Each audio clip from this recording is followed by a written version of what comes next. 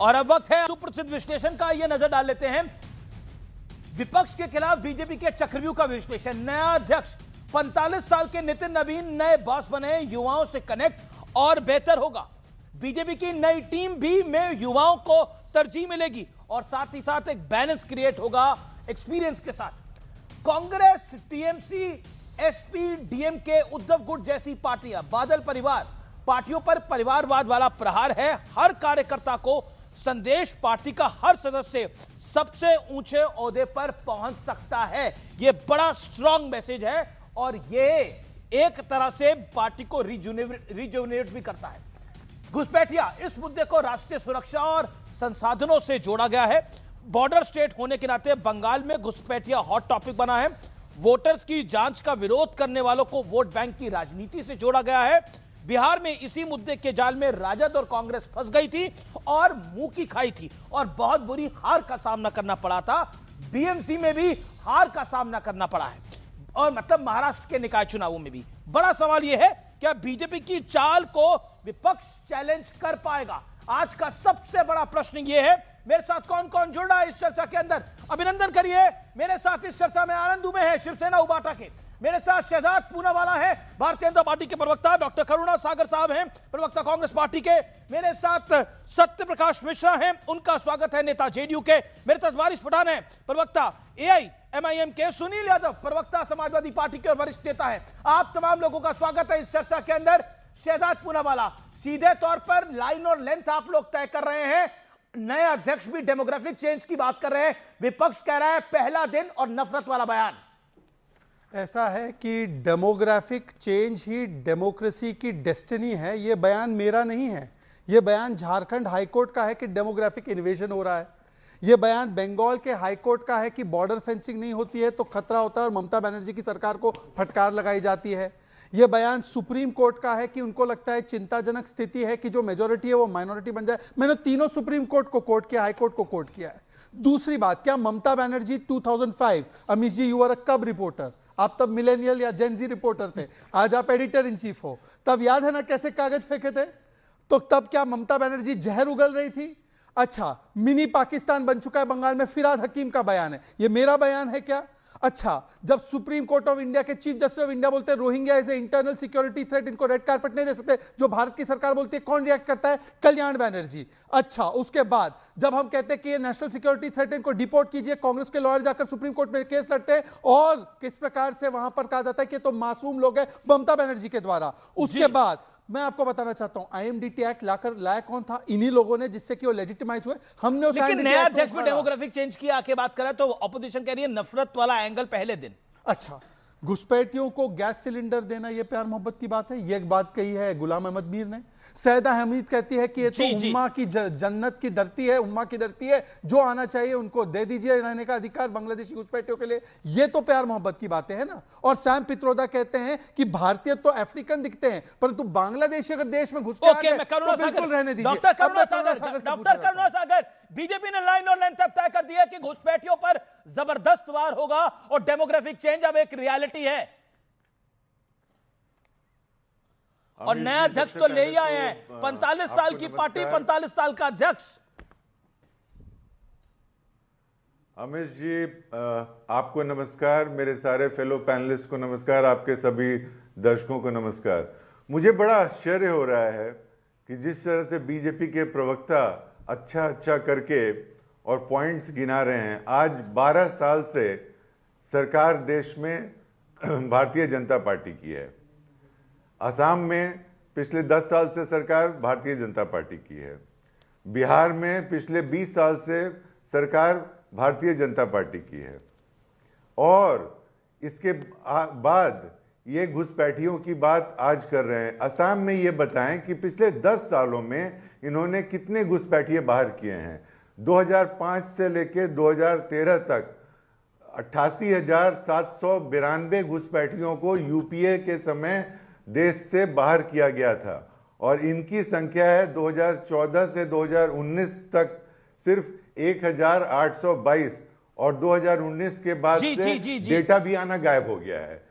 तो ये प्रधानमंत्री, एक मिनट, प्रधानमंत्री को घुसपैठियों की याद इसलिए आ रही है क्योंकि अभी असम में चुनाव होना है, वेस्ट बंगाल में चुनाव होना है। ये हो सकता है ये बातें केरला में भी जाके कर लें, जो इनका जो तरीका है बात करने का, तो इनको हर जगह घुसपैठिए दिखते हैं। बिहार में एसआईआर हुआ, एसआईआर में कहा गया कि बहुत बड़ी संख्या में घुसपैठिए मिलेंगे, लेकिन प्रधानमंत्री ने बोला कि दुनिया में कोई अपने देश में घुसपैठियों को स्वीकार, करुणा सागर साहब आप फॉर्मर डीजीपी भी रह चुके हैं, दुनिया में कोई अपने देश में, प्रधानमंत्री नरेंद्र मोदी ने जो बोला, दुनिया में कोई अपने देश में घुसपैठियों को स्वीकार नहीं कर सकता। भारत भी घुसपैठियों को हमारे नौजवानों का हक कभी नहीं लूटने दे सकता। घुसपैठिए देश की सुरक्षा के लिए बहुत बड़ा खतरा है और यह सही बात है। उनकी पहचान करके उन्हें वापस उनके देश भेजना बहुत आवश्यक है। ऐसे राजनीतिक दल जो घुसपैठियों को बचा रहे हैं उन्हें एक्सपोज करना ही होगा।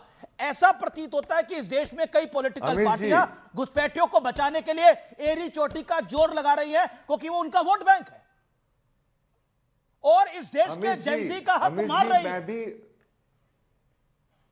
अमित जी, मैं आपकी बात से पूरी तरह सहमत हूं कि घुसपैठियों को बाहर कीजिए। और मैंने क्या कहा कि हमने 88,792 घुसपैठियों को बाहर किया था 2005 से 2013 में, 8 सालों में। ये 12 सालों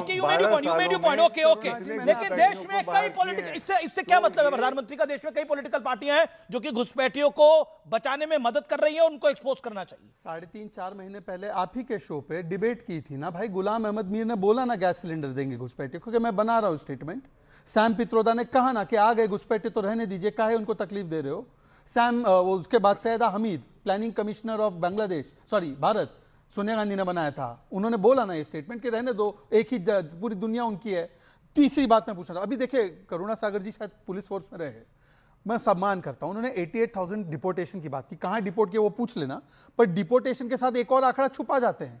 आपके समय पर 1.5 करोड़ घुसपैठिए अंदर आए, आज वो पूरी तरह से बंद हो गए हैं। सिर्फ बंगाल का वो इलाका है जहां से वो आ सकते हैं, बाकी पूरी जगह बंद, मतलब 1.5 करोड़ वहां पे रोक लिए। अब पुशबैक स्ट्रेटेजी है, मतलब कि उनको घर में आकर नागरिक बनने देने की सहूलियत नहीं देनी है, सीधा वहीं से पुशबैक। उसमें तो लाखों लोगों की संख्या है कि पुशबैक की। और आखिरी बात करुणा जी, ये सुनिए, आप बोल रहे ना कि कितने निकाले, सुनिए, ऐसा खबर है 35 से 40 लाखों फर्जी वोटर ममता बनर्जी बना के रखी। ममता बनर्जी ने इन 1.5 करोड़ लोगों में से 45 लाख फर्जी वोटर बना दिए हैं। अब जिसको वोटर बना दिया उसको क्या अधीर रंजन चौधरी कह रहे हैं, ये अधीर रंजन चौधरी कह रहे हैं। करुणा सागर, एक second, okay hold on 30 second. Karuna Sagar आपकी पार्टी के नेता हैं वहां पर, अधीर रंजन चौधरी, उनको भी लगता है घुसपैठिए हैं, उन्हें भी लगता है घुसपैठिए, वो कहते हैं ममता बनर्जी ने कुछ घुसपैठियों को वोटर बना दिया है। अब बताइए अमित जी ये बीजेपी के प्रवक्ता ने ये 1.5 करोड़ का फिगर कहां से लाया, पहले तो वो बता दें कि यहाँ कहां से ये 1.5 करोड़ लोग बाहर से आए थे और इन्हें कैसे पता है। और आज जब बॉर्डर पर बीएसएफ है, आईटीबीपी है, एसएसबी है और देश के अंदर इंटेलिजेंस ब्यूरो है, देश के राज्यों में खुफिया पुलिस है, और इन सब के रहते हुए भी अगर घुसपैठिए हैं तो ये बाहर क्यों नहीं कर रहे हैं? मैं तो इनसे सवाल कर रहा हूं, आप घुसपैठियों को बाहर करो और फिगर दो, बताओ कि कितने घुसपैठियों को आपने 12 साल में बाहर किया है। ये तो बात करते नहीं है। और सिर्फ चुनाव के समय, ये मुद्दा सिर्फ चुनाव के समय लोग एक भड़काऊ और विभाजन करने की प्रक्रिया है। ओके, भड़काऊ और विभाजन करने की प्रक्रिया है। बिल्कुल 10 सेकंड, ये विभाजन की भी प्रक्रिया है। Shri Prakash Jaiswal, union of minister of state home affairs in parliament 14 July 2004। इसके अलावा भी अगर आप चाहते हो तो बाला साहब ठाकरे जी के सत्यप्रकाश मिश्रा, ये भड़काने की और एक तरह से वैमनस्य फैलाने की है। इनको लगता होगा ऐसा कि भड़काने की, लेकिन ये एक बात बताइए अमित देवगन जी, घुसपैठ शब्द जैसे ही आ जाता है भारतीय राजनीति के किसी भी मंच में, ये कांग्रेस पार्टी के क्या पूंछ पे पांव पड़ जाता है क्या? उनको क्या दर्द हो जाता है? ऐसा क्या होता है कि बिलबिला उठते जैसे गरम तवे पे किसी ने छन्न से मार दिया और कांग्रेस पार्टी की दोनों कान खड़े हो गए? देखिए 2014 से लेकर 2025 तक भारत के गृह मंत्री ने संसद में बताया कि 23,926 घुसपैठियों को बॉर्डर पर पकड़ा। ये थी सरकार की मुस्तैदी। और आपके वक्त में वो घुसपैठिए घुसते चले आ रहे थे, घुस के आपके बीच में पैठ बना रहे थे, ऐसा पैठ बनाया कि आप उसके साथ उठक बैठक करने लगे। घुसपैठिया चिंता का विषय है, बिल्कुल है, जेडीयू राष्ट्रीय के लिए चिंता का विषय। किसी भी पार्टी के लिए, भारत की किसी भी पार्टी के लिए इसका डेमोग्राफी जो मिशन बनाया है प्रधानमंत्री जी ने, लाल किले से घोषणा की थी, अगर उसमें घुसपैठिया आता है और उसको एड्रेस करने की बात है तो यह लोकतांत्रिक जिम्मेदारी है हर पार्टी की कि इस देश को घुसपैठियों से मुक्त किया जाए। इस पर विपक्षी पार्टियां जिस तरह से कान खड़े करती है, ऐसा लगता है कि घुसपैठिया नहीं बोल दिया, उनके घर के किसी सदस्य के बारे में बता दिया। ओके, मैं रुक करता हूं, मैं रुक करता हूं एआईएमआईएम का, मैं रुक करता हूं एआईएमएम का, और मेरे साथ सुनील यादव भी हैं, आनंद दुबे जी भी हैं। मैं बोला दोनों को, किनको? समाजवादी पार्टी और एमआईएम का निकाह हो गया है, आपको पता ही नहीं है? नहीं, बिल्कुल बिल्कुल हो गया। ओके ओके, बड़ी खबर हमारे पास है, ये बड़ी खबर हमारे पास है इस समय की, ये बड़ी खबर है, बड़ी डेवलपमेंट है। समाजवादी पार्टी के member of parliament Ramshankar Rajbhar का बहुत बड़ा बयान है। एएम से गठबंधन पे बोले हैं रामशंकर, पीडीए को मजबूती के लिए सभी का स्वागत है, बीजेपी को यूपी में हराने के लिए हमें साथ आना होगा। समाजवादी पार्टी बीजेपी को हरा सकती है और समाजवादी पार्टी के साथ एआईएमआईएम आएगी तो बीजेपी हार जाएगी। योगी और मोदी को हराने के लिए सबको एक साथ आना होगा, कुल मिलाकर सेकुलर ताकतों को एक साथ आना होगा। वारिस पठान, इसके मायने क्या हैं? महाराष्ट्र में आपका प्रदर्शन देखकर समाजवादी पार्टी भी चाहती है कि आप उनके साथ आए। देखिए अमीश भाई, हमारा तो इंटेंशन, एम, इरादा एक ही है कि किसी भी तरह बीजेपी को हराया जाए। यही तो हमने कहा था। हमने महाराष्ट्र में जब पिछली मरतबा चुनाव आया एमएलए का, उस टाइम भी कांग्रेस वालों को सबको चिट्ठी लिखी थी कि आइए साथ में मिलकर लड़ेंगे ताकि सेकुलर वोटों का विभाजन न हो और बीजेपी को हराया जाए। नहीं आए, उनके लिए हम पॉलिटिकल अनटचेबल्स है। बिहार में हमारे वहाँ के पार्टी के अध्यक्ष जो थे अख्तर ईमान ने 2 मरतबा लेटर लिखा, तीसरी मरतबा कुछ ढोल बाजा लेकर लालू प्रसाद के घर चले गए, वहाँ पे बजाया और कहा कि लालू तेजस्वी अपने कानों को खोल, नहीं तो तेरा फट जाएगा एमवाई समीकरण का झूठा पोल। वहाँ तक बोला, फिर भी नहीं आए। हमने तो 6 सीट मांगी थी, वहाँ पर भी नहीं दिए। साथ में हम 25 पर 5 तो ऐसा ही जीत गए।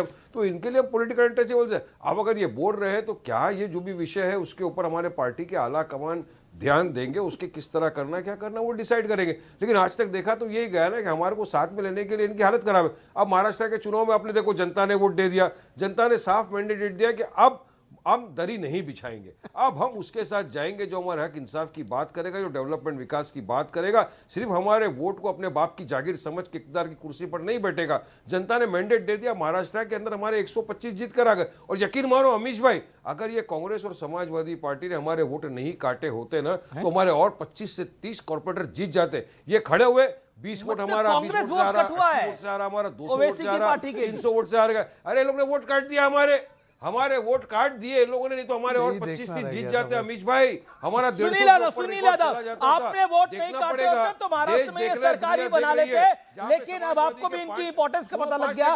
अब आप भी गुजारिश कर रहे हैं साथ आ जाए या डोरे डाल रहे हैं, इसको बोलते हैं। में अपनी बात कंप्लीट कर रहा है सुनील यादव। अरे अमीश भाई सुनो, जहाँ पे सुनिए गोवंडी में जहाँ समाजवादी का 5 टर्म का एमएलए था ना, पूरा बुढ़िया बिस्तरा साफ हो गया उनका। साइकिल कौन समाजवादी पार्टी का 5 टाइम का एमएलए कौन? अबू आसिम आजमी, नाम लेने से डरते क्यों हैं? नशे का अड्डा बना दिया था, उखाड़ के फेंका, पूरा के पूरा सुपड़ा साफ करके फेंक दिया। आप कह रहे हैं आप अबू आसिम आजमी का नाम लेने से डरते क्यों हैं? पब्लिक ने दांत तोड़ दिया। किसका? अबू आसिम आजमी का नाम लीजिए ना। मैं तो बोला ना, काय को मैं नाम लेके बढ़ावा दूं? काय को क्यों बढ़ाऊं? क्यों बड़ा नेता बनाऊं? वारिस पठान नाम लेगा तो नेता बनेंगे ना। तो आप उनके कपड़े उतारेंगे, आप उनके कपड़े उतारेंगे समाजवादी पार्टी के, तो वो आपको बख्श देंगे क्या? आपने बोला ना ये भी। नहीं तो उन्हें क्या बोला? वो तो आपको बेचारे रिक्वेस्ट कर रहे हैं कि साथ आ जाओ और आप कपड़े उतारने को तैयार है। 32 तोड़ देंगे, दांत जो रहते हैं ना, दांत 32 बोले दांत तोड़ देंगे, स्टेज से बोला तो वहां की गोवंडी की आवाम ने उनके पूरे 36 दांत तोड़ के घर भेज दिया। देखा इनका गुरु को खत्म कर दिया, दांत तोड़ दिया, सर फोड़ दिया, पैदल कर दिया, सब पार्लियामेंट है, वरिष्ठ नेता है, उनके बयान माफ करिए राजभर का जो बयान है वो अपने आप में कितने मायने रखता है, लेकिन लगता नहीं है एआईएमएम आपको साथ रखने के मूड में है। थोड़ी रिक्वेस्ट और करनी पड़ेगी। देखिए एक बात तो अमीश भाई एक बात तो आप भी बड़े मन से स्वीकार कर लीजिए कि समाजवादी पार्टी माननीय अखिलेश यादव जी के नेतृत्व में पीडीए के नारे के साथ एक ऐसी पार्टी है जिसने देश के सबसे बड़े नेता मोदी जी को बैसाखी वाली सरकार पर ला दिया है। एक, हम पीडीए को जोड़ रहे हैं, लेकिन पीडीए को जोड़ते जोड़ते इसका मतलब यह नहीं कि हम भाजपा और भाजपा की बी टीम और उसकी सोच वाले लोगों को जोड़ लें। हम तो लड़ ही रहे हैं सामंती सोच के खिलाफ। हम लड़ रहे हैं उनके खिलाफ जो पिछड़े दलितों को अछूत मानते हैं। हम उन्हीं के खिलाफ लड़ रहे हैं जो मुसलमान भाइयों के खिलाफ नफरत भर रहे हैं। हम उनके खिलाफ लड़ रहे हैं जो उत्तर प्रदेश में मंदिर तोड़ रहे हैं। हम उनके खिलाफ लड़ रहे हैं जो उत्तर प्रदेश के मुख्यमंत्री और उनका प्रशासन शंकराचार्य को अपमानित कर रहा है, साधु संतों को लात घूसे से मार रहा है। मतलब आप सोचिए ना, हम लोग किससे लड़ रहे हैं? तो रमाशंकर राजभर तो आप ही के सांसद हैं। यादव जी ने रमाशंकर हमारे सांसद जिस नेता पार्टी को माननीय आप अखिलेश सामंती यादव सोच जी का ने बता रहे हैं, बीजेपी तो घुसपैठियों पे कार्रवाई कर रही है और आरोप आप पर यह है कि आप घुसपैठियों को बचा रहे हैं। रमाशंकर राजभर कह रहे हैं कि अगर पीडीए को बचाना है और वापस सरकार में आना है तो हमें एआईएम को साथ लेना पड़ेगा। नहीं, उन्होंने नाम नहीं लिया। नहीं, पत्रकार साथी नाम ले रहे थे, हमारे सांसद जी ने नाम नहीं लिया है। बाइट सुना देता हूं मैं आपको। खबर बना रहे हैं, मैं बाइट सुना देता हूं। आपको खंडन करना पड़ेगा। नहीं, खंडन नहीं, मैं बाइट सुना देता हूं। मैं लाइव बाइट सुनाइए। Okay, play it live. Okay viewers, play it live right now. Okay, we are ready with the bite, let's play it. ये क्या एमआईएम को भी चाहेंगे आप लोग कि आप लोग के साथ गठबंधन? मैंने कहा तो आपसे कि पूरी समाजवादी पार्टी भारतीय जनता पार्टी को सबको साथ लेकर हराने में लगी है और पीडीए की लड़ाई में जो आएगा उसका स्वागत किया जाएगा। ये क्या एमआईएम को भी चाहेंगे आप लोग कि आप लोग के साथ गठबंधन? मैंने कहा तो आपसे कि पूरी समाजवादी पार्टी भारतीय जनता पार्टी को सबको साथ लेकर हराने में लगी है और पीडीए की लड़ाई में जो आएगा उसका स्वागत किया जाएगा। स्पेसिफिक सवाल क्या था? ओके, स्पेसिफिक सवाल क्या था? एमआईएम को साथ लेंगे। उन्होंने बोला जो भी आएगा उसका स्वागत है, पीडीए को साथ लेके आना है, हर हाल में बीजेपी को हराना है। Motive is one. Okay, Sunil Yadav, now answer this. जो भी very loud and clear he said, honourable member of parliament, very loud and clearly said MIM को साथ लेंगे। उन्होंने बोला हाँ साथ में लेंगे। सुन लीजिए, अरे भाई सुन लीजिए, प्रवक्ता हम हैं, वो सांसद हैं। हम कह रहे हैं कि वो छोटे हैं। हम क्या पीडीए में बीजेपी को ले लेंगे या बीजेपी के नहीं उनका पक्ष मानेंगे आप? जब हम कह रहे हैं आपके कार्यक्रम में पार्टी का पक्ष रख रहे हैं कि हम पीडीए को एक कर रहे हैं, लेकिन पीडीए को एक करने का मतलब नहीं बीजेपी या बीजेपी के लोगों को ले लें। मतलब एक सेकंड, वारिस पठान आपको